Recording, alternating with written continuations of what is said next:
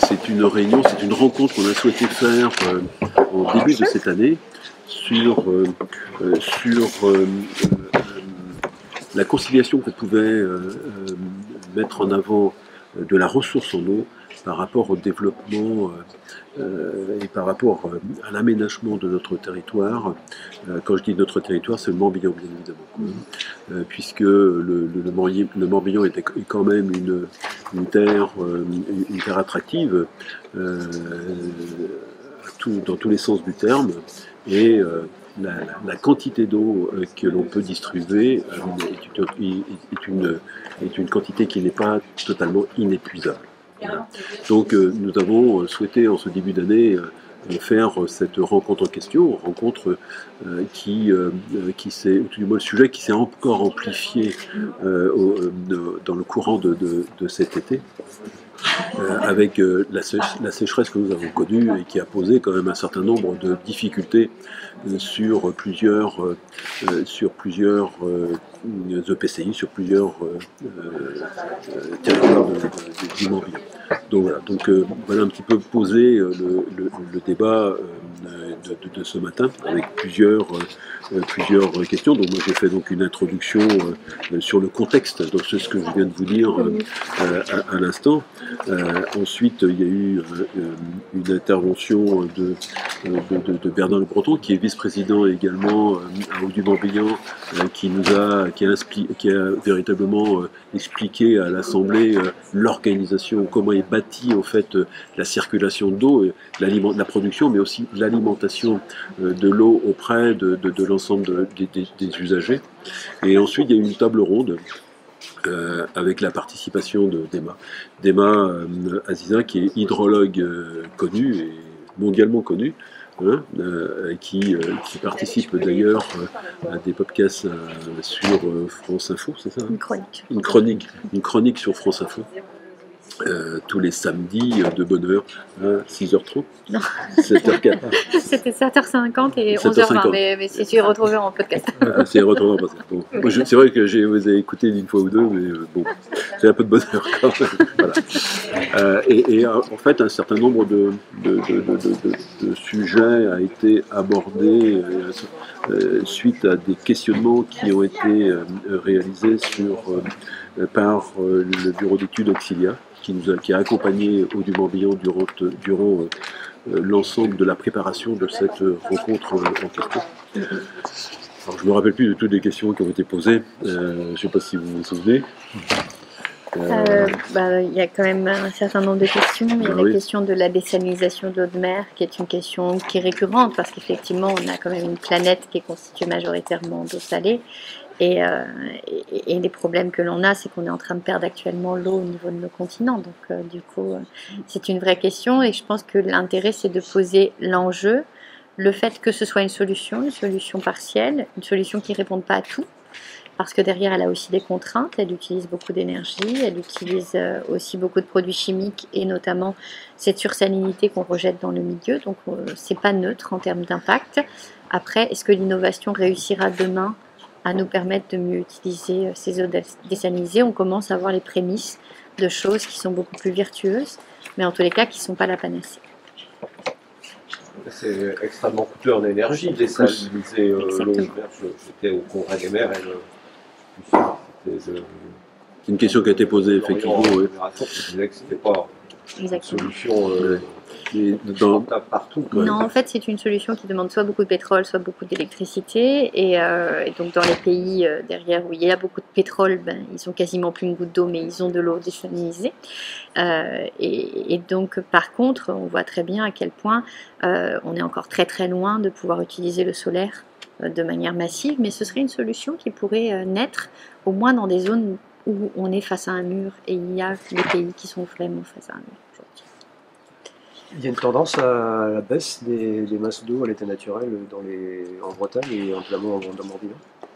On voit, ça se traduit. Cet été, il y a eu un stress. En fait,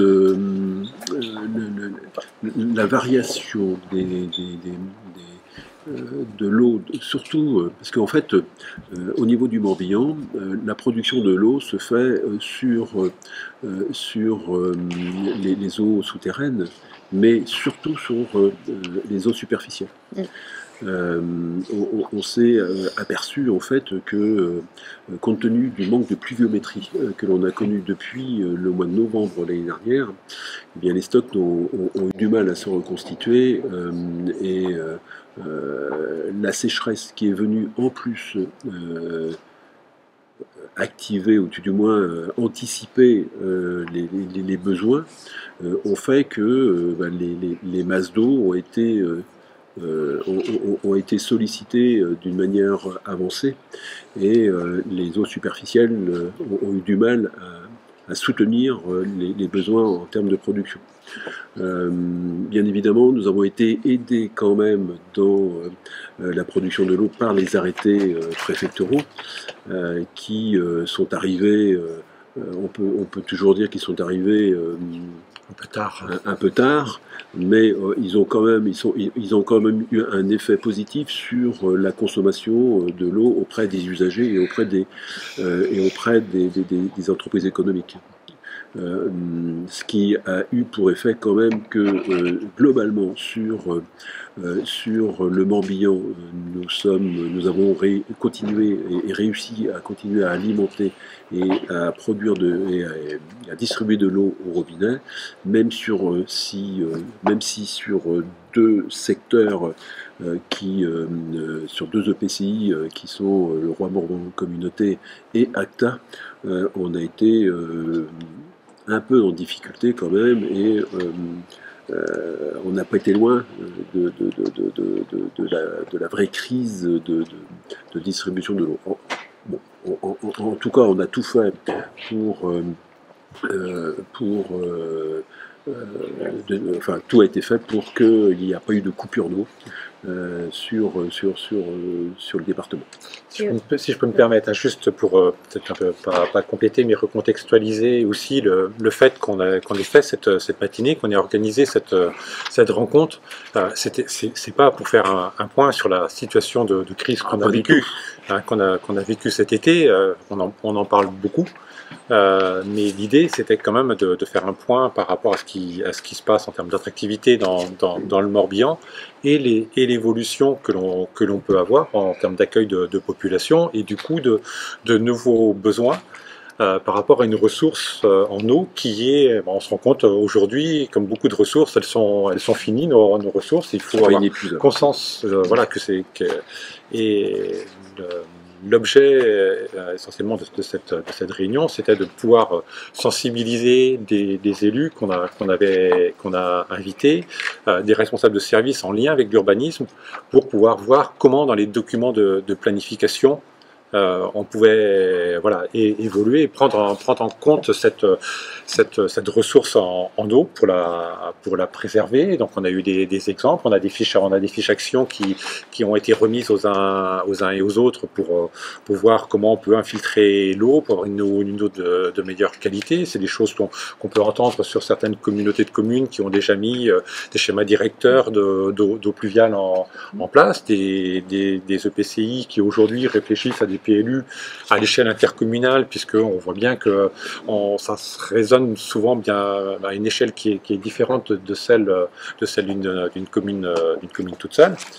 Et puis pour rappeler quand même quelques chiffres par rapport à ce qu'on vit au niveau de eau du Morbihan, de 2013 à 2020, on a eu une augmentation de la consommation d'eau, on est passé à une augmentation de 3 millions de mètres cubes supplémentaires sur quelque chose qui avoisine. Bon, an, mal an, on est quand même pas loin de près de 30 millions de mètres cubes, c'est pratiquement 10%. Et sur les années qui viennent, au rythme de croissance que l'on a, à horizon de 2030, on est plutôt sur 5 millions de mètres cubes supplémentaires qu'il faudrait trouver si les gens continuent à consommer de la même façon. Par rapport à aujourd'hui. Qu'on n'a pas, on a discuté un petit peu effectivement dans les 10 ans, c'est ça? Oui, dans les 10 ans qui viennent. 2030, oui. Donc on n'a pas, Dominique a expliqué effectivement qu'on a surtout des eaux superficielles qui sont utilisées. On a des eaux souterraines qui étaient plutôt globalement des eaux de bonne qualité. Mais voilà, comme aujourd'hui les thermomètres sont plus fins, on trouve effectivement des molécules qu'on ne devrait pas retrouver dans l'eau, issues essentiellement sur les milieux agricoles, hein, issues de pesticides. Alors après, la dangerosité par rapport à des valeurs sanitaires, bon, voilà, il y a des choses. Donc nous, au niveau du Morbihan, on a mis en place des mesures curatives, mais on travaille avec l'ensemble des acteurs, notamment le milieu agricole, pour pouvoir mettre des choses en place sur le préventif. Donc l'idée hein, qu'on porte ensemble, c'est bien d'abord d'être ensemble, parce que c'est un mot qui est très très important à mon égard, c'est d'éviter ce qu'on parle de façon commune de conflits d'usage entre les uns et les autres. Effectivement, entre les particuliers du territoire, les touristes qui viennent, les activités agricoles, les activités économiques, et puis des choses qui aujourd'hui sont quand même beaucoup plus prises en compte. On a des discussions, même avec les associations environnementales, par rapport au milieu, où il y a quand même un dialogue aujourd'hui qui s'est instauré par rapport à des choses qui étaient beaucoup plus difficiles en termes de dialogue, je dirais il y a une quinzaine d'années, une vingtaine d'années.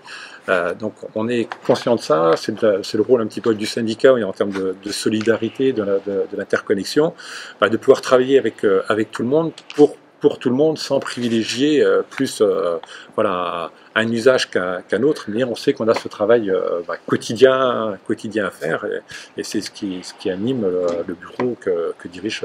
Est-ce que ça va assez vite? La sensibilisation. Thierry Burlot décrivait un peu un scénario de catastrophe avec l'arrivée des nouveaux habitants. Oui, alors effectivement, j'ai pu le décliner sur le Morbihan. Après, Thierry Burlot, il parlait sur une période beaucoup plus longue. Donc, il nous amenait plutôt sur 2050, alors que nous, on a des estimations, on a des modèles économiques, des modèles arithmétiques qui nous amènent plutôt jusqu'en 2030. Alors, il faut aussi, certes, il faut faire attention, il faut sensibiliser, il faut se préparer à ce besoin qui aujourd'hui se fait de plus en plus important, mais il ne faut pas non plus dramatiser. Je crois que c'est pas non plus, on n'est pas dans cette mission-là. On n'est pas dans, il ne faut pas faire peur en tout état de cause aujourd'hui. Aujourd'hui, il faut véritablement amener le sujet sur la prise de conscience entre ce que l'on peut produire, ce que l'on peut accepter comme nouveaux habitants et nouvelles installations économiques. On est plutôt sur ce sujet-là. Donc notre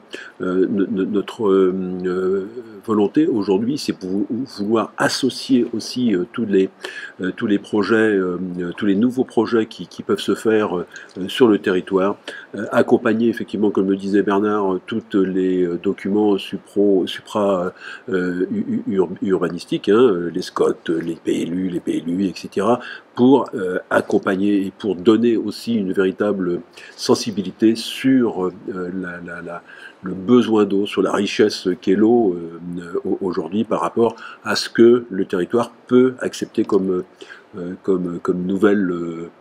nouveaux habitants et nouvelles entreprises. C'est pour ça qu'on avait ce besoin d'avoir un grand témoin quand même, parce que voilà, par rapport au changement climatique, l'expertise d'Anna-Lisa, voilà. C'est la parole quand même un petit peu parce que voilà. Non, moi j'ai essayé d'apporter une dimension peut-être à la fois autant locale pour expliquer que la solution doit être locale, la solution part du sol, de la fertilité des sols, de la manière dont le cycle de l'eau va se faire à très petite échelle et comment on va réussir à retrouver, en retrouvant la fertilité des sols, à retrouver cette rosée qui nous manque dans ces périodes où on est face à un défi très clair, c'est une sorte de nouvelle ère qui arrive sur la France sur ces 5 dernières années, et l'année 2022 est vraiment un peu, j'ai envie de dire, le summum de toutes les toutes les cases que l'on a pu cocher, hein, des arrivées des masses d'air très chaudes avec des vagues de chaleur et des canicules très précoces, très tardives, un automne qui n'en est pas réellement un jusqu'au mois d'octobre, et puis qui se transforme au mois de novembre chez nous, mais sur toute l'Europe, c'est le 6e mois le plus chaud de novembre jamais enregistré dans l'histoire de la météorologie. Donc on est quand même sur quelque chose qui est en train d'arriver devant nous, et je crois qu'il y a 2 dimensions à voir. Il y a l'eau d'ici et l'eau d'ailleurs, donc j'ai essayé aussi d'ouvrir peut-être un peu les frontières, parce qu'en réalité on consomme énormément d'eau d'ailleurs et on ne s'en rend pas compte, mais nos modes de vie consomment cette eau ailleurs, et si on veut être résilient, il faut prendre conscience de ce qui se cache derrière nos modes de consommation, et ça part aussi à ce moment-là du territoire et des choix que l'on fait dans ce que l'on va acheter, dans ce que l'on va produire et dans ce que l'on va consommer. Donc en fait, l'idée c'était vraiment d'essayer de montrer ce cycle de l'eau à l'échelle locale et à quel point on peut le retrouver de manière intelligente, lui redonner une cohérence en utilisant plus intelligemment l'eau de pluie, parce que sinon les 2 tiers repartent dans l'atmosphère, et en préservant les milieux souterrains et les sols. Et à la fois, comment on peut aussi utiliser plus intelligemment cette eau qui est une eau virtuelle, qui est une eau qui n'est pas visible, qui est une eau qui vient d'ailleurs, et où nos sociétés en sont devenues au fur et à mesure du temps dépendantes, que ce soit pour fabriquer nos vêtements, notre mobilité. Qu'est-ce que vous appelez l'eau qui vient d'ailleurs ? L'eau qui vient d'ailleurs, en fait, c'est l'eau que l'on consomme tous les jours dans notre quotidien, que l'on ne voit pas. C'est l'eau de vos vêtements, c'est l'eau de votre caméra, derrière, parce que derrière, pour fabriquer tous les ustensiles de votre caméra, ou bien encore même la puce microélectronique, il a fallu des quantités d'eau astronomiques. Et donc le problème, c'est que tous les continents sont actuellement en train de vivre des sécheresses historiques. Donc on a des problèmes derrière actuellement, que ce soit sur le coton, sur les puces microélectroniques, sur tous les produits que vous utilisez dans un supermarché. Derrière, on consomme de l'eau ailleurs.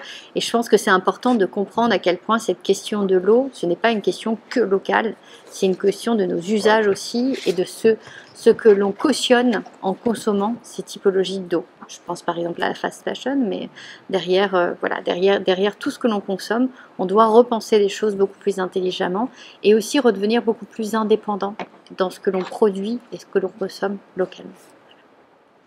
Ça passe par quelle solution concrète? Parce qu'on est quand même globalement sur une conclusion que voilà, on va de toute façon avoir besoin de plus d'eau alors qu'il y en a finalement moins. Concrètement, au plan local, sur le plan local. Sur le plan local, ça passe par bien sûr toutes les économies d'eau à l'échelle du bâtiment, que ce soit individuel ou collectif. Peut-être des solutions intelligentes, et il va falloir faire sauter des clivages qui existent encore, pour par exemple réutiliser les eaux de pluie pour nos toilettes. Aujourd'hui on utilise de l'eau potable pour nos toilettes, et bien souvent pour notre potager aussi. Donc ce sont des vraies questions qu'on doit se poser aujourd'hui, et puis derrière se pose la question de notre assiette, dans laquelle on consomme une certaine quantité d'eau aussi, et quand cette eau elle s'amoindrit sur les continents, et bien derrière on doit réfléchir peut-être différemment, manger plus local, manger absolument moins transformé, manger plus préservé, parce que lorsque vous consommez des produits d'une agriculture qui préserve les sols, c'est l'eau que vous préservez sur vos territoires, et en même temps manger plus proche derrière, parce que derrière c'est tout ce qui va avec. On parle bien souvent des consommations de CO2, mais derrière toute consommation d'énergie se cache bien souvent la question de l'eau. Puisqu'il faut beaucoup d'eau pour pouvoir produire de l'énergie, même pour le pétrole, le charbon, les barrages hydroélectriques ou même le nucléaire. Donc en fait, c'est une question qui est partout. Et donc on voit qu'elle est locale, internationale, et que l'international revient au local, et qu'en réalité, on a des solutions à apporter déjà en prenant conscience de ce qui se cache derrière nos usages. Alors, je crois que vous l'avez bien compris, hein, au travers de tout ce qu'on vient de vous dire, au travers même des exemples d'Emma, le message important qu'on voulait faire passer ce matin, c'était de dire que Eau du Morbihan, en sa qualité de producteur, il y a d'autres producteurs dans le Morbihan, mais au moins Eau du Morbihan, le message qu'on voulait faire passer, c'était de dire qu'on ne pourra pas tout faire tout seul. On a besoin de tout le monde.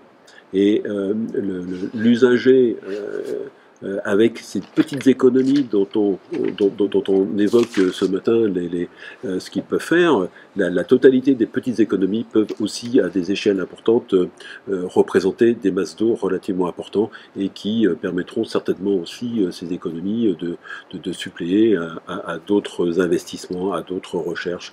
Peut-être pas dans sa globalité, mais au moins ça pérennisera certainement aussi dans le temps un certain nombre de possibilités. Le zéro artificialisation des sols préconisé pour 2050, c'est un concours, ça va dans ce sens oui et non. Oui, parce que le ZAN aura pour effet d'éviter l'artificialisation des sols. Mais en tout état de cause, est-ce que le ZAN en question aura pour faculté de ne pas augmenter la population? Je ne le crois pas, moi personnellement, parce que plutôt que d'artificialiser au sol, ce qui va se passer aujourd'hui sur des territoires comme la Bretagne, on va monter en étage. Et pour autant, on aura quand même là aussi toujours besoin d'eau. Mais concernant le sol, effectivement, on artificialise. Par rapport au milieu, ce sera... Par rapport au milieu, ce sera certainement un peu mieux. Vous parliez de la rosée, Madame Aziza, c'est important si sur un parking on ne récupère pas la rosée, ça ne filtre pas forcément dans le sol.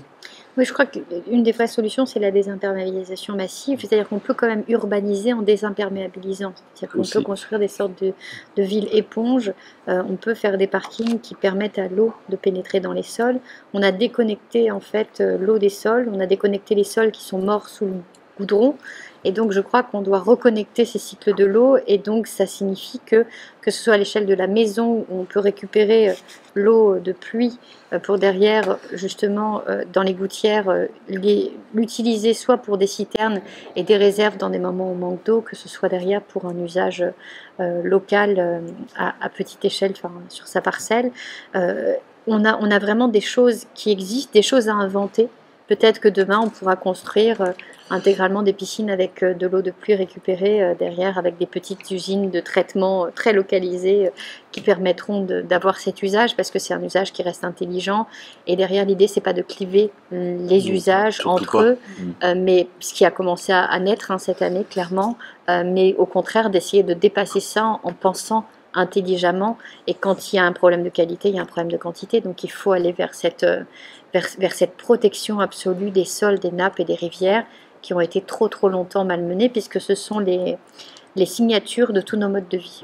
C'est un facteur de résilience, l'aménagement de l'espace public. Quand effectivement on le désimperméabilise, on va y ramener des espaces verts. Je crois parler de la commune de Rannac, mais on a fait l'aménagement du centre-bourg qui avait été fait dans les années 60-70 parce qu'il y avait un restaurant, il y avait des carrières sur la commune, donc tout était goudronné pour pouvoir accueillir les transporteurs. Et du coup, on a refait pas vraiment un parvis de l'église, un enclos, mais on a remis de la pelouse devant l'église. Les parkings qu'on a réalisés, on les a réalisés en pavé en gazonné, on y a mis des plantations, et on sait bien que, alors on parle de l'eau, mais on parle aussi du réchauffement climatique, que du coup on atténue l'effet de réverbération qu'il peut y avoir du soleil quand tout est bétonné ou tout est goudronné. Donc c'est aussi, c'est des pratiques qui, quelque part, alors, mal de le dire qu'elles sont vertueuses, mais dans l'idée quand même, l'idée c'est de faire quelque chose qui soit vraiment résilient, qui est résilient sur différents effets, quoi. En fait, si on intègre la question de l'eau, de son usage, de sa qualité, de sa quantité, si on pense la rivière, quand on pense l'aménagement, on pensera l'aménagement différent. Oui. Le problème, c'est qu'on ne l'a pas fait pendant des années. On a en France 2-3 experts architectes de l'inondation, quasiment zéro de la sécheresse. Donc en réalité, on n'a pas pensé nos aménagements à partir de ces conditions climatiques. On a pensé bien sûr bien-être, usage à l'intérieur du bâtiment, mais le bien-être aujourd'hui, demain, et il va passer aussi par le fait de réussir à être résilient face à ces extrêmes climatiques et donc à adapter le bâtiment. Et ça, c'est vraiment le défi qu'on a devant nous. Et c'est en fait le changement climatique qui nous fait réagir aussi. Parce que sans ce changement climatique, je crois que une opportunité à prendre conscience de nos dommages. Tout à fait, on n'en parlerait pas, quoi. Mais alors, vous parlez de 5 millions de mètres cubes et encore. Donc sensibilisation, travailler ensemble, mais il n'y a pas un moment donné, je ne sais pas, ça peut être pas coercitif, mais des obligations, des impératifs pour les entreprises, pour les particuliers, pour les collectivités, à un moment donné, de dire, c'est très bien de tous penser dans le même sens, mais je ne sais pas, ça peut être des documents qui font qu'une entreprise qui ne respecte pas telle norme ne peut pas s'installer, ne peut pas...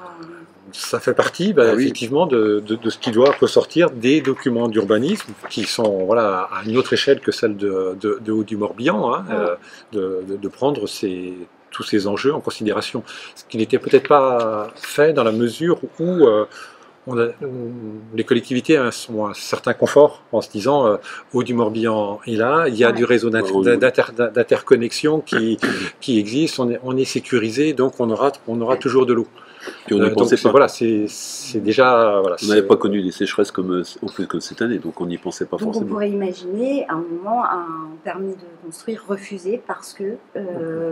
ça fait partie. Aujourd'hui, alors c'est pas directement lié, mais c'est lié plutôt à la défense incendie, par rapport à des tuyaux qui ne sont pas suffisamment dimensionnés, qui sont liés à notre réseau d'eau potable, hein, parce que la défense incendie, elle est sur le réseau d'eau potable. On a des refus de permis sur ce thème-là.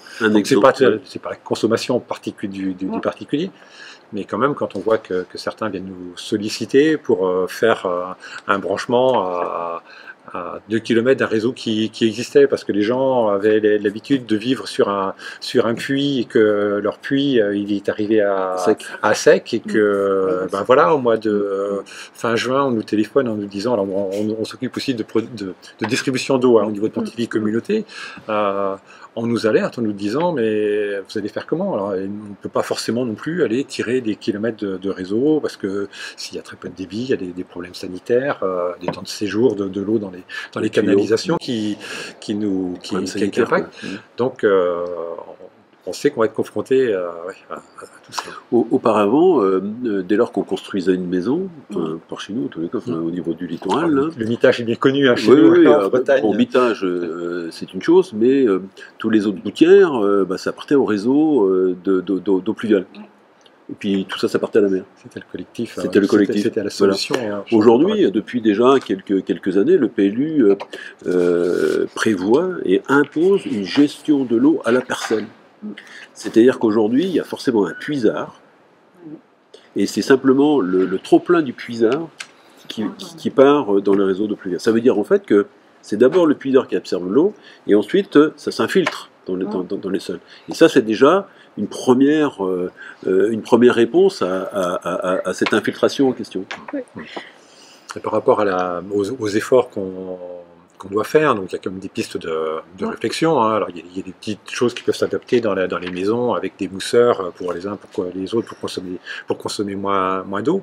On discute aussi, alors on parlait beaucoup de l'ARS, mais on a peut-être dû parler plus de l'ANSES que de l'ARS, par rapport à effectivement l'aspect réglementaire, par rapport à la rieuse. On a des entreprises qui aujourd'hui sont prêtes à le faire, donc qui sont plutôt des gros consommateurs d'eau pour pouvoir changer leur process, mais qui attendent une autorisation réglementaire pour pouvoir le faire. On a beaucoup parlé aussi ce matin des gens qui ont des récupérateurs d'eau chez eux, qui ont des cuves, mais qui ne peuvent pas la mettre dans l'eau des toilettes notamment, ou des équipements collectifs avec Donc on attend quand même beaucoup aussi de choses de la part du législateur pour pouvoir faciliter et avoir besoin du coup de produire moins d'eau potable, ou que l'eau potable qui est faite pour la consommation d'eau humaine, on se rend compte qu'il y a très peu qui est utilisée pour la consommation vraiment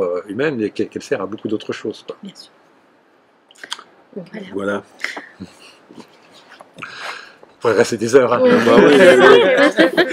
Surtout avec des gens passionnés comme ça.